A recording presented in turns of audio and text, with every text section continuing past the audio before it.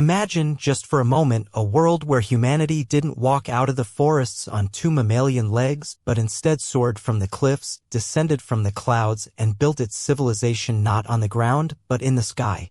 A world where the ancestors of Homo sapiens weren't primates swinging from trees, but birds gliding on thermal winds. It might sound like a fantasy, but let's follow this thread to its logical and biological conclusion, and what unfolds is something both extraordinary and eerily plausible. If humans had evolved from birds, everything from our biology to our cities, from our wars to our dreams, would have taken flight. Literally. Let's begin with the body.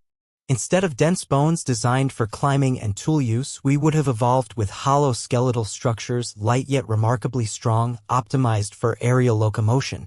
Our bones would contain a complex system of air sacs, making them lighter yet still structurally sound enough to handle force.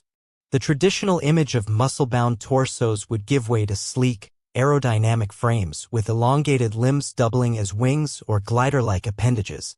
Our arms, evolved from ancient wings, would still retain dexterity, but with a membrane of evolved feathers or skin stretched between digits, perhaps retractable, allowing us to both manipulate tools and glide between perches in cliffside colonies. Shoulders would be more flexible, rib cages narrower and fused to support respiratory strength for flight. Our lungs? They would function more efficiently than any mammals, likely with unidirectional airflow systems similar to modern birds, enabling rapid oxygen exchange at high altitudes. Altitude sickness? Never heard of it. But more fascinating is what would happen to our senses. Bird vision is among the most advanced in the animal kingdom, and in our alternate avian lineage we would inherit tetrachromatic eyesight, meaning we could perceive ultraviolet light, subtle gradations in colors beyond human comprehension, and perhaps even electromagnetic fields. Our eyes would be larger, more forward-facing than typical raptors, giving us both a hunter's precision and social depth perception. We would see things humans today cannot even imagine. Light would have texture. Color would be a language. And speaking of language, oh, what a different culture we might have created. Instead of guttural vocal cords shaped by simian throats, we would possess syrinx-based vocal systems able to produce multiple tones simultaneously. Our speech would be layered, melodic, almost orchestral. Perhaps instead of written language, we'd record our histories in song lines, complex sonic maps encoded with meaning, geography, and memory. Communication would be both lyrical and deeply encrypted, no mere syntax, but sound as emotion, instruction, and identity. And where would such beings live? Not cities of concrete and steel stacked upon soil, but nest cities, latticed between high plateaus and carved into vertical cliffs, suspended from canyon walls or floating on giant, engineered airships drifting in stable jet streams. Gravity would be something we visited but never embraced. Roads would be unnecessary, instead we'd have thermal charts and wind highways. Our sense of territory would be three-dimensional. Wars would be fought not for land but for control of air corridors and altitude zones. Nations would be stratified literally by elevation. Even religion and myth would change. Heaven would not be a metaphor. It would be a destination. The divine wouldn't be above us, it would be within reach. We would have gods of storm and thermals, of flight and stillness. Burial rites might involve returning the body to the wind, cremation released through skyward spirals, ashes scattered on currents only the dead could ride. Evolution would shape our ethics too. Predation, once a part of our past, would be balanced by the cooperation required in shared airspace. Mid-air collisions would be deadly. Trust and coordination would become more than social virtues, they would be aerial survival skills. Empathy would evolve not just from facial recognition as it did in primates, but from subtle shifts in color pattern, feather tension, and harmonic tone. We would read each other's mood in ultraviolet shifts. Emotional transparency wouldn't be a choice, it would be visible. But what about technology? Toolmaking wouldn't be lost. Birds today use tools, some remarkably well. In our alternate evolution, intelligence would remain core, driven by environmental challenges far greater than forests or plains. We would still discover fire, though likely in high-altitude volcanic zones, harnessed carefully in thermally safe chambers. Metalwork? Imagine featherlight alloys, flexible yet unbreakable. Our architecture wouldn't dominate nature, it would mirror it, folding into cliffs, camouflaged among clouds. Flight wouldn't just be biology. It would be a craft, an art, a philosophy. And what of war? There would be no trenches. No tanks. Warfare would involve aerial strategies, silence, speed, and stealth. Ambushes from above. Sonic weapons using tuned vibrations to disrupt navigation or cause mid-flight disorientation. Drones? We wouldn't invent them. We would be them.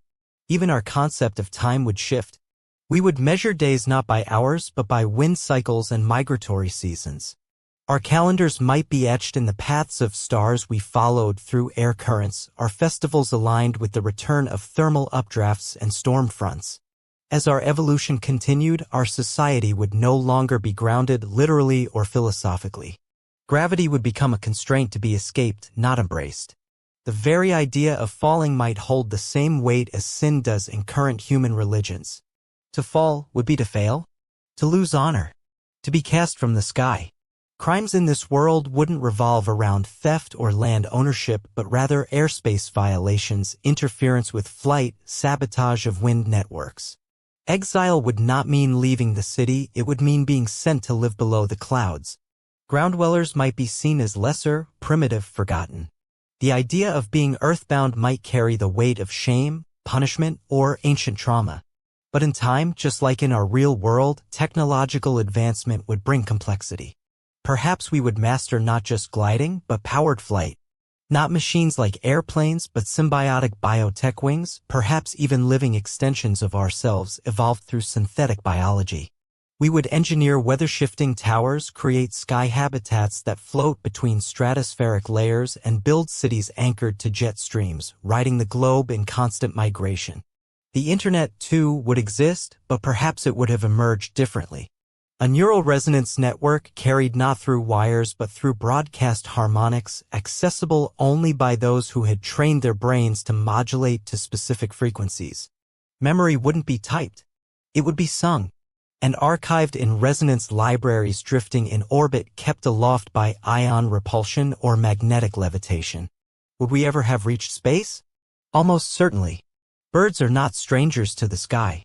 But their descendants would look up and wonder what lies beyond even the highest cloud. Eventually, we would breach that final barrier. Space exploration would not be a cold, mechanical endeavor but a spiritual one. A return to the stars from which our ancestors first fell. The void would not frighten us. It would call us home. But not all would be utopia. If you think human history, as descendants of primates, has been bloody and unjust, consider how war might evolve among aerial beings. We wouldn't just fight with weapons. We would fight with frequency jammers, wind disruptors, altitude denial fields. Empires would rise and fall in the skies. Not on maps, but in the layers of the atmosphere. The higher you ruled, the more powerful you were. And rebellions would strike from above or below, disrupting air channels, bringing literal storms into power hierarchies. The elite might live above the clouds. The poor, grounded in the fog. Stratification would be literal. Your social class might be determined by how high you could physically fly. And yet, despite the differences, there would still be something familiar. We would still tell stories, perhaps not in books, but in wind hymns. We would still fall in love, still lose those we care about, still look at the stars and wonder if we are truly alone. Our species might never have learned to walk, but we would have learned something far older, how to ride the invisible paths that connect everything above and below. We would still seek connection, meaning, home. And in this alternate Earth perched on the ridges of floating cities or drifting quietly through high-altitude habitats, a bird-descended human might look down at the mountains and think, strange, to live your entire life stuck to the ground.